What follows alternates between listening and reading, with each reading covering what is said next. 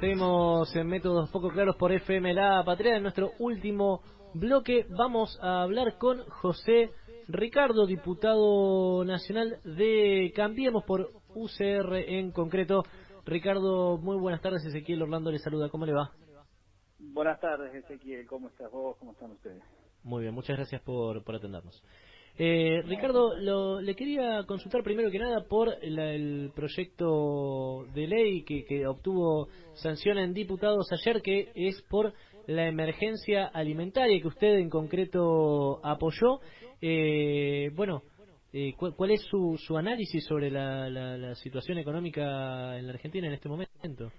Bueno, la situación económica, por supuesto, eh, para decirlo en una palabra que todos entendemos, cada devaluación, cada sacudón económico es meterle la mano en el bolsillo prácticamente sobre todo los sectores sin trabajo, más vulnerables, con menores salarios, a todo el mundo, pero se sufre más cuando las condiciones de ingreso son las más difíciles. Entonces, me pareció que fue y por lo tanto la oportunidad y tener la sensibilidad, digamos, política y social, de que cuando la cosa viene mal tenemos que desde la política ahondar y extremar los esfuerzos para dar soluciones que a lo mejor no son de fondo, pero sí son paliativos necesarios ya, hasta que se puede discutir un escenario de desarrollo y económico, digamos, diferente. Así que me pareció que fue un buen ejercicio de la política, una demostración de que algo que pudo haberse leído en clave electoral primero, me parece que quedó claro para todos, para la gente y para todos nosotros, que cuando hay necesidades hay que tratarlas y rápido, y no los comedores, la asistencia social, la ayuda, todos los porcentajes que le puedas poner siempre son exiguos. Así que bueno, creo que ha sido un importante aumento. Ya había habido un aumento anterior, de manera que sumado los dos, un aumento importante del 50%, y ahora un 50% sobre la partida total, es como prácticamente 10.000 millones de pesos más. Me parece que es bueno, una noticia, y además que se pudo transitar, yo creo que con altura política. Es un momento del país donde la gente tiene que ver a la clase política mucho más pensando en las cosas a solucionar, en el estado de la gente, en cómo se llega a fin de mes bien, en cómo se llega a calma social, y no tanto en la elección, en lo electoral, ¿no? Ahora, Así que Ricardo, sí, no, en eso coincidimos completamente. Ahora, ¿cómo llegamos a esta situación en la que aumentó la inflación? Quizás llegue al 60% interanual para diciembre. Hay muchos nuevos pobres que se le suman a los que ya había con la gestión anterior, cuando asumió Mauricio Macri en 2015. Los alimentos aún suben más que el promedio de precios. ¿Cómo llegamos a esta situación? sí, llegamos por, digamos, un manejo desacertado de la economía, claramente. O sea, eso es la primera reflexión que hay que hacer. Estamos en un país donde conviven y disputan sectores económicos muy poderosos la torta, ¿no? Y además con un sistema político que tampoco le agrega certidumbre. Creo que no somos de un sistema político hipermaduro. Vos sabés que la economía trabaja también sobre modelos de distribución, que creo que es lo que hay que revisar profundamente. Yo vengo planteando, a veces lo hacemos en soledad, ¿no es cierto? Muchas veces incluso los radicales que hemos prendido luces de alarma de que había cosas que no estaban yendo bien, y muchas veces no fuimos escuchados a tiempo. Y bueno, estas son las contingencias del desarrollo de la política, pero yo creo que hay una deuda histórica de la política argentina en general, que es la discusión, la distribución de la riqueza a través de un sistema justo, que promueve el desarrollo, que promueve el trabajo, que promueve la inversión de la matriz tributaria. O sea, que hay una distorsión enorme, incluso iniciativas que a veces son muy buenas, muy loables, como por ejemplo el tema de tratar de reducir el IVA a los alimentos de la canasta familiar, ¿no es cierto? ¿Quién va a estar en contra de eso? Pero vos imaginate que en el barrio, yo vivo en San Luis, vivo en un barrio común, voy a comprar la verdura a una cuadra de mi casa, porque además me gusta ir a hacer de comer tantas veces como puedo, y voy a comprar las papas, qué sé yo, un kilo de zanahoria, lo que fuera, y ahí en ese negocito, y en el kiosco donde a lo mejor voy a comprar otra cosa porque está cerca, ahí no está el postnet, ¿viste? Claro. Se vive otra realidad como en grandes barrios y barriadas de todo el país, de los conurbanos de todas las ciudades. ¿Qué quiere decir? Que a veces vos haces una medida que tendría que llegar al bolsillo y tendría que hacer una reducción efectiva del precio de los alimentos básicos, y que no llega y termina beneficiando a sectores que a lo mejor no lo necesitan tanto, ¿no? Que es el que puede ir a lo mejor a un shopping, a un supermercado, o tiene otros medios para moverse. Imagínate en un pueblo del interior de nuestra provincia, de otras provincias. Entonces, acá hay te digo como un ejemplo, pero hay una discusión de fondo que es el primer estadio de la distribución de la riqueza, que es una matriz tributaria justa. Y eso me parece que lo tenemos pendiente y hay que plantearlo para adelante, ¿no? Porque lo que nos está pasando, crisis recurrentes, yo soy optimista en el sentido de que creo que la deuda argentina todavía sigue siendo la deuda que había, la que se le sumó, sigue siendo una deuda que es, digamos, que es muy manejable en términos de lo que es el país, las posibilidades, la posibilidad de desarrollo, el PBI. Es más político nuestro déficit, te diría, que de la capacidad de arreglar nuestras cuentas con el mundo, con nuestros acreedores. Es más político, más de incapacidad. Político y, digamos, de la, podríamos decir, de la burguesía nacional, que es aquel peso que está en el país y que puede transformarse en una fuente de trabajo, ¿no es cierto? Me parece que tenemos una clase empresarial también que no termina de estar consciente de que el destino de ellos está atado al destino del país. Claro, no del consumo interno. Sí solo, exacto. Del consumo interno de los propios trabajadores. Ahora, claro, quiero decir la necesidad de una clase empresarial mucho más consciente de que hay que trabajar con márgenes de ganancia menores, mayores volúmenes, más generación de trabajo. Ha sido una discusión que el mundo ya ha dado de todos los colores, y más a la derecha, más a la izquierda, más al centro, pero entonces nuestro sistema económico está atravesado por una cantidad de vicios que lo hacen inviable, ¿no? Y bueno, no soy economista, pero digamos, veo las cosas que ve cualquier, ¿no es cierto? Cualquier ciudadano, ¿no? Que convive con esta realidad. Estamos dialogando con José Ricardo, que es diputado de la UCR. Ahora, Ricardo, lo escucho a usted, yo no lo conocía a usted, le soy sincero, lo escucho y parece que estamos dialogando con un diputado opositor. ¿Usted se arrepiente de alguna decisión que ha tomado en estos últimos años? No, mira, mi forma de pensar, que me conocen como radical, he sido militante universitario, siempre abrevado en la democracia social, y podríamos decir, he sido alfonsinista, aquellos valores, me sé que eso te puede explicar mucho mi posición y además mis preocupaciones y también mis angustias, ¿no? Porque muchas de estas cosas que veíamos que podían pasar se advirtieron, vos sabés, el tema del manejo de las tarifas, el tema de un Estado también más custodio En Argentina no puede decir que el mercado lo controle todo.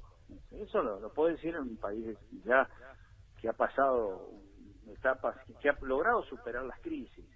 Pero acá yo creo en un Estado custodio de los intereses. No que te diga a qué hora te tenés que levantar a la mañana y si tienes que comprar el pan acá o allá, pero claramente un Estado custodio de los derechos y de las condiciones de vida de los ciudadanos, porque para eso nos votan, para darnos la posibilidad de vivir mejor. ¿Está angustiado usted con esta situación? Creo que eso... Sí, te escucho. ¿Está angustiado? Le preguntaba a usted por esta situación que justamente le comentaba. No, estoy angustiado por la situación social, no. Claro, a eso me refería. Las elecciones es un tema secundario, por eso yo te digo... No, me refería a la crisis económica. Sí, por la situación social, sí, porque bueno, sabemos, y no hace falta que... Yo vivo en una provincia donde hay pobreza, aunque se promocione lo contrario, y la verdad es que te angustia mucho que la clase política argentina no estemos lo suficientemente esclarecidos para derrotar este flagelo, y que a veces lo hagamos cuando tenemos señales de alarma que algo no va, no reaccionemos a tiempo. Yo te digo sinceramente, como radical, sí, acompañado, yo creo que ha habido muchos logros, digamos, que se han hecho en este periodo, como en todos los gobiernos. Siempre he valorado, digo, todo gobierno creo que tiene aciertos, errores. Pero bueno, el acentuar los logros, evidentemente no ha sido suficiente para convencer al electorado y a la gente. Entonces, yo soy de la posición de que cuando las urnas te dicen una cosa, como que te dicen, no estoy de acuerdo con lo que estás haciendo, es porque estás haciendo algo mal, no es porque la gente está equivocada. Claro. No estás haciendo algo mal y tenés que profundamente replanteártelo, sin enojo, sin ningún tipo de problema, porque... Y bueno, creo que eso me ha faltado, digamos, al seno de Cambiemos, una reflexión madura, y creo que me parece que sinceramente a veces ha habido un entorno del presidente. Yo he compartido muchas reuniones de gabinete, presido la Comisión de Educación, te imaginas, he hecho como 200 proyectos, y hemos movilizado cosas que no puedo creer que no hayamos ido hacia adelante. Por ejemplo, la ley de acceso, te quería hacer una mención sobre el presidente. Lo he visto siempre muy consciente, muy comprometido con lo que se quiere, con lo que quería lograr, ordenar mejor un país y todo. Y a veces a lo mejor tenés ministros que están menos con los pies en la tierra que el propio presidente. Y yo creo que en algunas cuestiones, incluso con el tema electoral, lo digo positivamente y como miembro de un espacio político, pensando que puede mejorar la elección y aún ganarla, ¿no es cierto? Pero prefiero tener los pies sobre la tierra y mirar las cosas que no hicimos bien, porque nos toque gobernar o no, ya como radical, yo quiero un radicalismo con otro protagonismo nacional, sin excluir ningún acuerdo, alianza, pero deseo un partido que primero haga una agenda moderna y que se ponga los pantalones largos y se digamos, aboque a ocupar un espacio socialdemócrata muy importante, que creo que sería una gran contribución a la Argentina. Como ejemplo concreto de las cosas que me quedan que se podrían haber hecho para beneficio de todos, es la ley de acceso. Nosotros hicimos el dictamen en el año 2016, estuvimos prácticamente 6-7 meses buscando consensos entre todos los miembros de la comisión para sacar la ley de obligación, dicho así, a lo mejor pierde un poco de sentido, que es el acceso público a la sala de tres, ¿no es cierto? Es decir, los jardines públicos y la obligatoriedad. La obligatoriedad, porque ahora está en salas de 4, sí.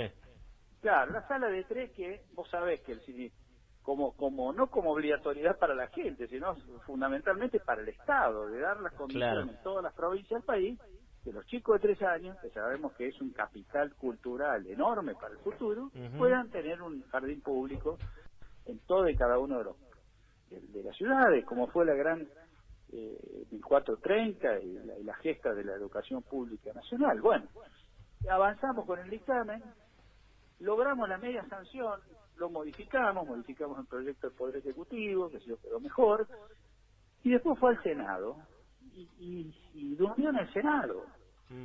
Y te digo que diputados propios, nuestros, o senadores propios, que no sé por qué razón no nos animamos a avanzar, que sí, que las provincias no les gusta, que eso, que bueno, pero lo cierto es que habíamos sacado media sanción en diputados, y hoy es una cosa evidente necesidad y de inversión para futuro lograr una ley donde en todos los estados provinciales y el Estado Nacional promueva la educación, el ingreso a la educación a los 3 años, ¿no? Completamente Bueno, de acuerdo. sí.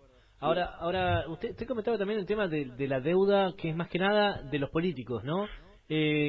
Usted forma parte de la UCR, por lo tanto Y de también los empresarios.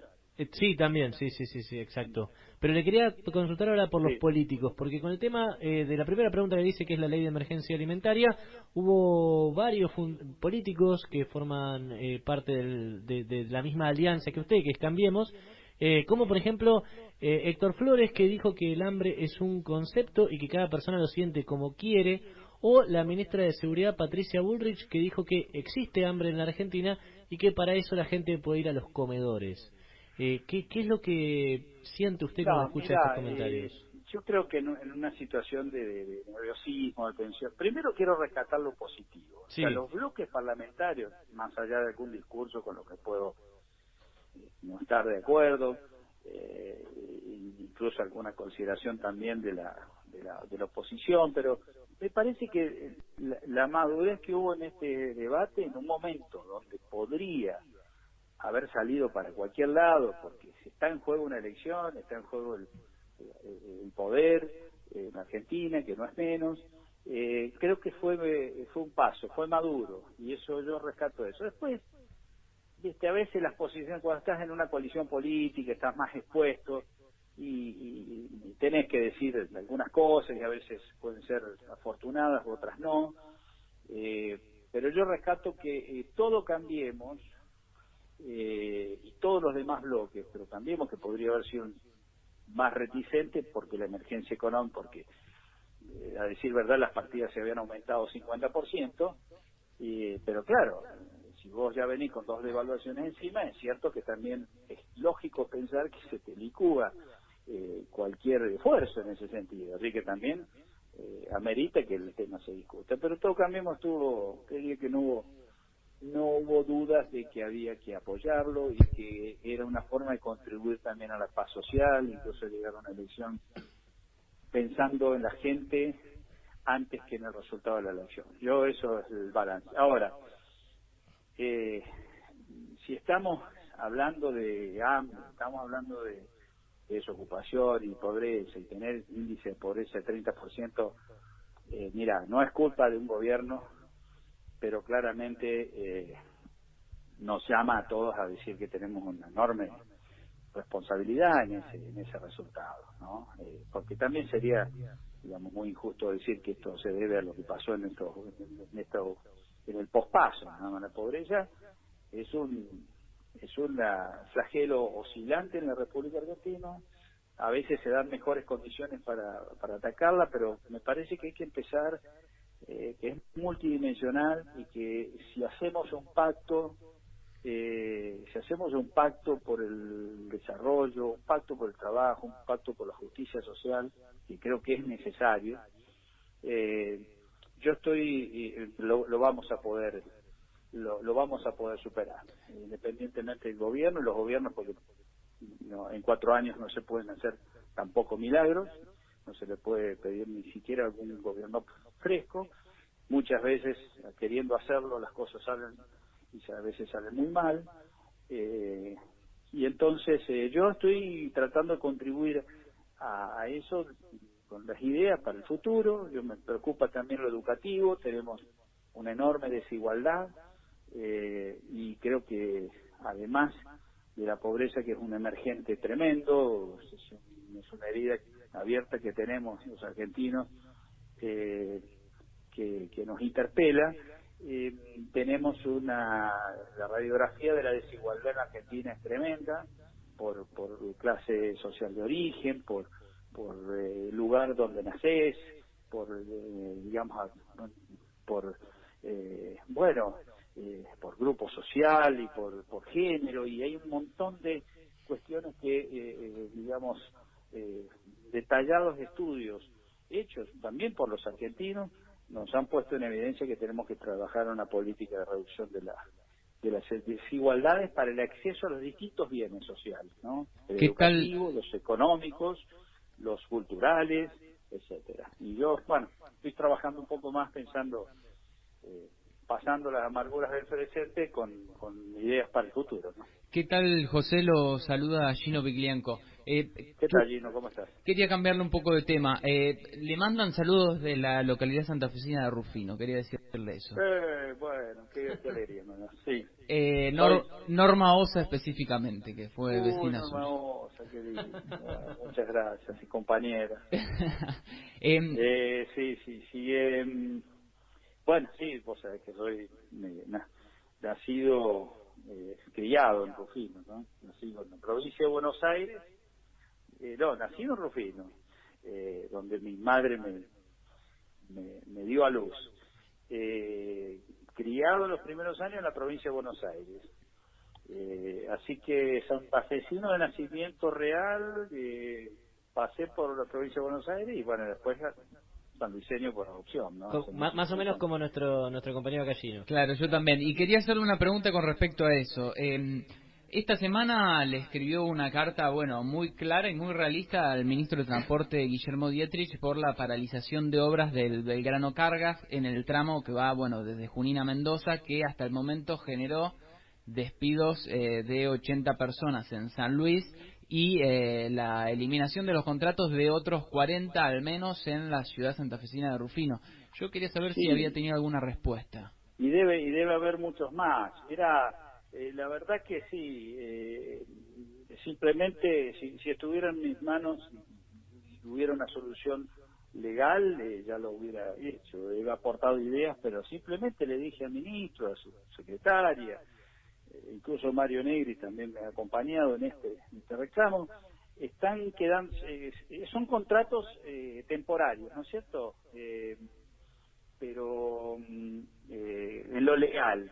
Pero en la realidad es que estamos en una situación post-paso que le ha quitado las expectativas de trabajo a mucha gente, y que te mandan el telegrama al despido el 5 de septiembre, la verdad que no sé con qué gana va a ir algunos, ya puestos incluso en código electoral, con qué gana va a ir. Son 80 familias en Justo de Araque, imagínate, que es un pequeño pueblo de la provincia. El impacto social y económico es tremendo. Y lo simbólico es, mirá, si después de haberte pegado una paliza en las PASO, no te sensibilizan esas cosas, podrías pensar, ¿qué será? Si me mandás el telegrama de despido, después que perdiste una elección por paliza, ¿qué será si ganás la elección? ¿Qué puede esperar esa gente si ganaras la elección? Lo pongo en términos muy crudos. Sé que hay limitaciones, porque son contratos a término, están hechos en el marco de una ley, son acuerdos con sindicatos, y se argumenta que la relación laboral podría ser afectada, pero yo simplemente le he dicho, hay una necesidad real, hay que directamente prorrogar esos contratos o buscar nuevas funciones para esos contratos, que es el arreglo.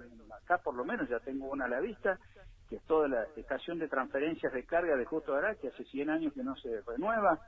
Ahí hay trabajo para no un año, para 2, de manera que se pueden rehacer esos contratos, y simplemente hay que buscarle la forma legal. Para decirlo más crudamente, si se pudo nombrar un ministro de la Corte por decreto, me imagino que deberá haber una forma de extender los contratos sin incurrir en ninguna ilegalidad de estos trabajadores y muchos otros.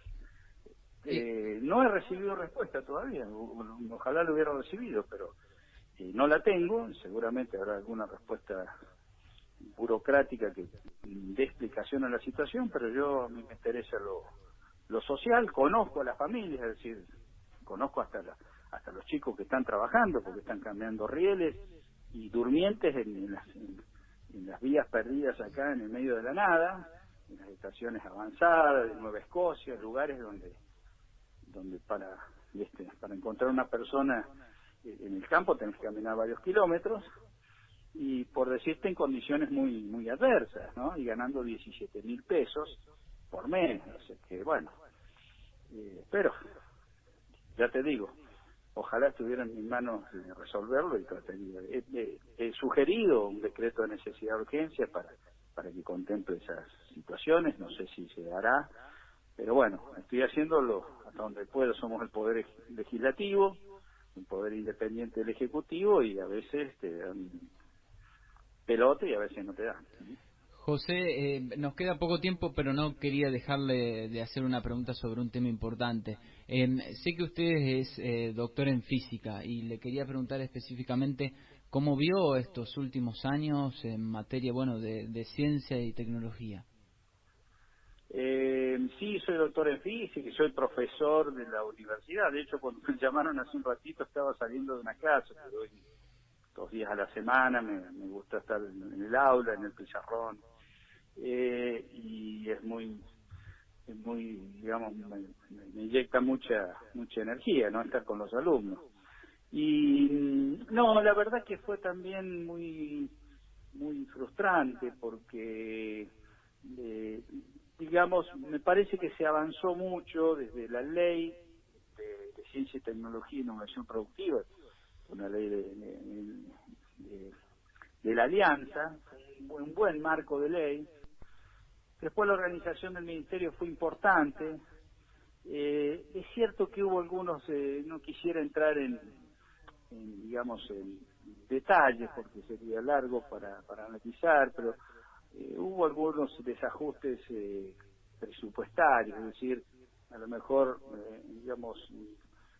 decisiones en el sistema que no tenían suficientemente fundada financiamiento, y entonces a veces eso te desacomoda, crea expectativas que a lo mejor no se pueden continuar con la misma pendiente, pero claramente lo que ha pasado en estos años en materia de, sobre todo la evaluación. Yo trabajo en un instituto experimental también, donde vos tenés dolarizado todo, y evidentemente no podés planificar ni nada en una economía que está bailando al ritmo del dólar, y si hay algo que le pega justamente a la ciencia, y sobre todo a la ciencia que necesita de instrumental.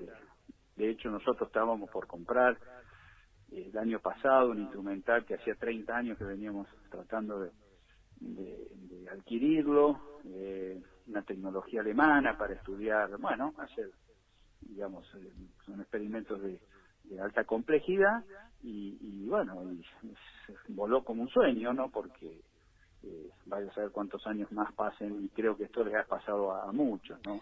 Sí, es así que lamentable. yo creo que hay que invertir mucho más en ciencia y tecnología. Creo que también hay que acentuar hay un tema pendiente también ahí, yo lo vine planteando sin mucha resonancia, que es el financiamiento de la ciencia y la tecnología. Nosotros tenemos un sector empresarial que es poco afecto, más allá que algunos buenos ejemplos nacionales de desarrollo, pero en general es poco afecto a la inversión en investigación y desarrollo. Nos suele a veces ocurrir que compramos caro afuera lo que podríamos hacer acá. Es decir, creo que nos debemos una discusión de cómo tanto el sector público incrementa la inversión en ciencia y tecnología, incluso en todas las áreas, no solo en la ciencia dura.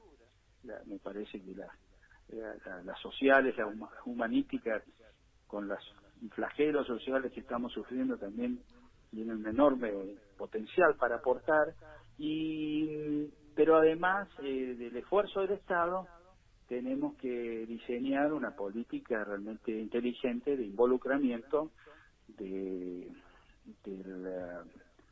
capital, no más de que del capital, yo te diría de los los beneficiados en definitiva que van a ser, que son las empresas de distintos, sobre todo la idea de promocionar la pequeña y mediana empresa sobre la idea de innovación, es un tema pendiente.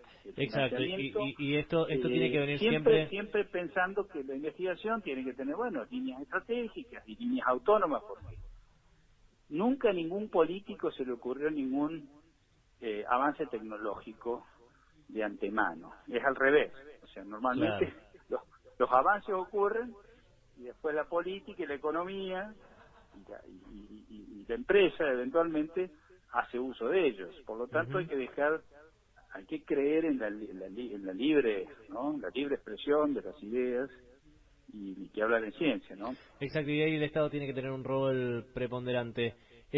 Ricardo, muchísimas gracias por este contacto. La verdad, un placer haber dialogado con usted. Bueno, el placer ha sido mío y quedo siempre a disposición. Los felicito por el programa. Les mando un abrazo. Muchísimas gracias. Acabamos de dialogar con José Ricardo, diputado de la UCR en Métodos